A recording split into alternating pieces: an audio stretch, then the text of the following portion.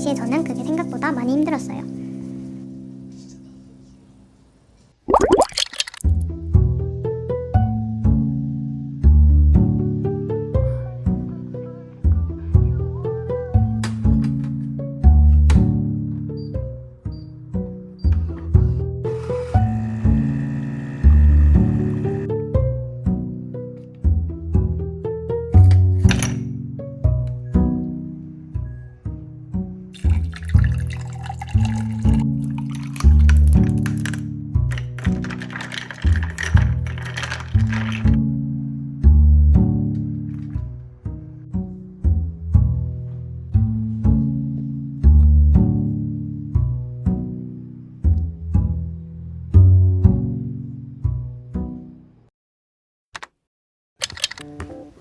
안녕하세요. 저는 지금 이직을 준비하고 있는데요. 저는 원래 뷰티 브랜드에서 HR로 커리어를 시작했어요. 근데 지금은 HR이 아니라 기획 쪽으로 직무 전환을 준비하고 있습니다. 그래서 오늘은 제가 왜 갑자기 직무를 바꾸려고 하는지, 그리고 왜 하필 기획인지 그 이야기를 해보려고 해요. 사실 저는 처음부터 뷰티 업계에 관심이 있었던 건 아니었어요. 제가 관심 있었던 건 뷰티가 아니라 HR이라는 직무 자체였어요. 그래서 처음 취업할 때는 어차피 HR로 일할 거라면 산업군은 그렇게 중요하지 않지 않을까? 라고 생각했어요. 그래서 뷰티 브랜드의 HR로 입사를 하게 되었고, 처음에는 제가 관심 있었던 HR 업무를 잘 해보자라는 생각이 컸어요.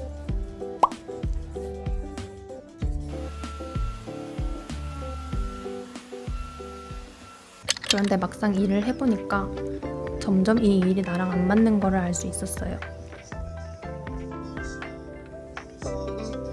HR은 생각보다 조율하고 관리해야 하는 일이 정말 많았고, 업무 중 이슈 사항이 정말 많았고, 특히 사람과 관련된 문제를 다루다 보니까 누군가의 의견이나 감정을 중간에서 계속 받아내야 하는 경우가 많았어요. 그리고 저는 일을 하면서 내가 직접 뭔가를 만들어내고 있다는 느낌을 받을 때 훨씬 더 재미를 느끼는 사람이라는 것도 알게 됐어요. 그래서 한 6개월간은 괜찮게 보내다가 나머지 1년은 정말 스트레스 받으면서 일을 했었던 것 같아요. 물론 HR도 회사에서 보면은 정말 중요한 역할이지만 제가 직접 결과물을 만들어낸다는 느낌은 상대적으로 적었던 것 같아요. 그리고 신입으로 일하면서 개인적으로 힘들었던 부분이 있었는데요. HR이라는 직무 특성상 직원들의 인사정보나 회사의 민감한 정보를 많이 다루잖아요. 그래서 어쩔 수 없이 정보를 신입에게 제한적으로 공유해야 하는 상황들이 있었어요. 팀에서 받는 메일에 신입이 포함되지 않는다거나 신입이 모르는 상태에서 팀원들끼리만 이야기가 진행되는 경우가 조금씩 점점 많이 생기더라고요. 물론 지금 생각해보면 그 특성상 어쩔 수 없는 부분도 있었다고 생각해요. 그런데 당시에 저는 그게 생각보다 많이 힘들었어요. 같은 정규직인데도 나는 왜 여기서 제외됐지? 라는 느낌을 받을 때가 있었고, 더 이상 폐쇄적인 환경에서 일하고 싶지 않다는 마음이 커졌습니다.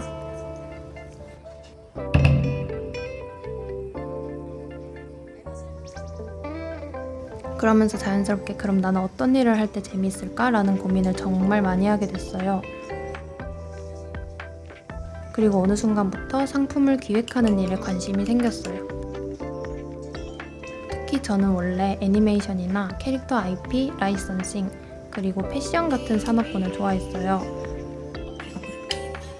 그래서 내가 좋아하는 산업에서 직접 기획을 해보면 어떨까? 라는 생각을 처음으로 하게 됐어요. 사람의 아이디어가 실제 상품으로 구체화된다는 점이 가장 끌렸었던 것 같아요. 그런데 저도 직무 전환을 엄청 고민했어요. 직무를 바꾸게 되면 경력을 다시 쌓아야 되기 때문에 연봉이 깎이고, 지금까지 쌓아온 경력과 내 시간을 어느 정도 내려놓아야 할 수도 있잖아요. 그래서 처음에는 무서웠지만 반대로 생각해보니까 제가 3년, 5년, 10년 뒤에도 나는 이 일이 아닌 것 같은데 라고 생각하면서 스트레스 받으면서 일을 할 것 같더라고요. 그래서 저는 차라리 나이가 더 들기 전에 지금 새로운 일을 시작해보자. 지금이 가장 좋은 타이밍이다 라고 생각을 하고 도전하게 되었습니다.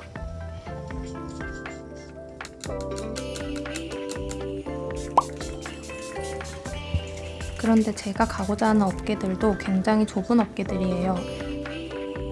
특히 기획이나 PM 직무를 신입으로 채용하는 것은 티오가 거의 나지 않거든요.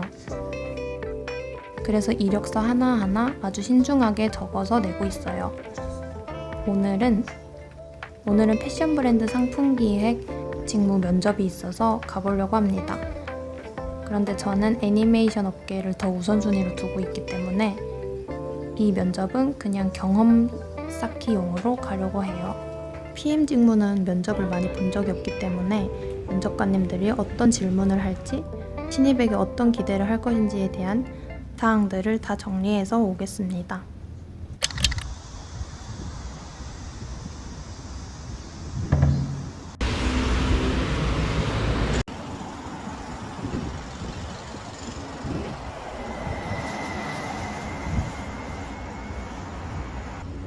건물이 너무 복잡하게 생겨가지고 어디 동인지 모르겠네.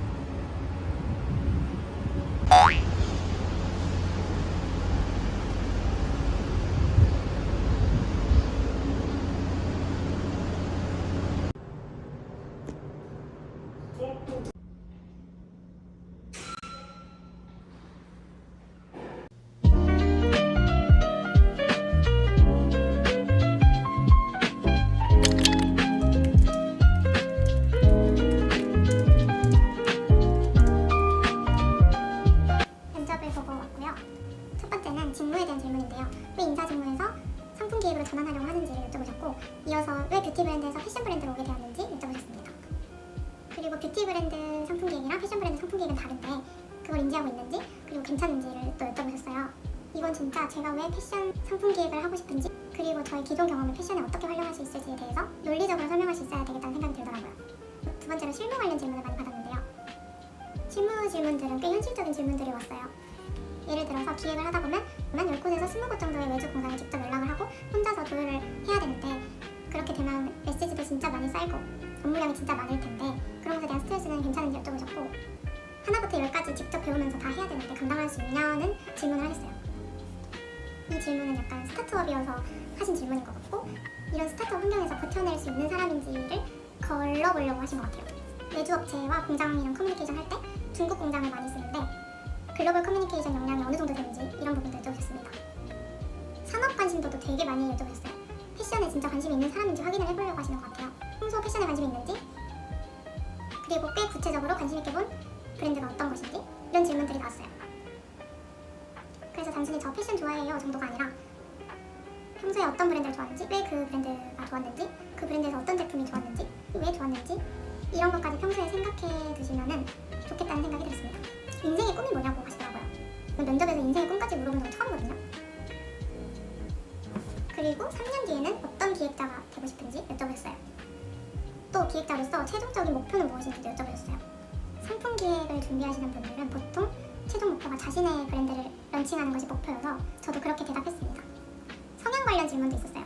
MBTI를 여쭤보셨고, 본인의 성격이 어떤 것 같은지 장점과 연결해서 여쭤보셨고, 그리고 역시 빠질 수 없는 단점도 여쭤보셨습니다. 그리고 핵심 질문으로는 왜 이 회사인가, 왜 스타트업을 선택하셨는지, 그리고 그 스타트업 중에서 왜 우리 회사인지를 여쭤보셨어요.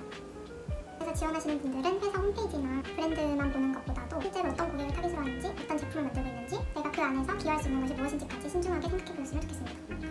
오늘 면접에서 나온 질문들을 정리하다 보니까 생각보다 크게 어렵거나 특이한 질문은 없었긴 했는데, 케이스가 직무 전환이고 기획에서는 신입으로 직무를 지원하는 거다 보니 이 기획의 실무를 정말 감당할 수 있는 사람인지를 많이 여쭤보신 것 같아요. 기획에 대한 확실한 비전이 있는지까지 확인을 하신 것 같고, 뭔가 기획이 겉으로 봤을 땐 멋있을 수 있지만 환상일 수도 있다, 뭐 이런 얘기도 하셨거든요. 그래서 그런 것까지 다 생각을 해보고 가면 좋을 것 같아요.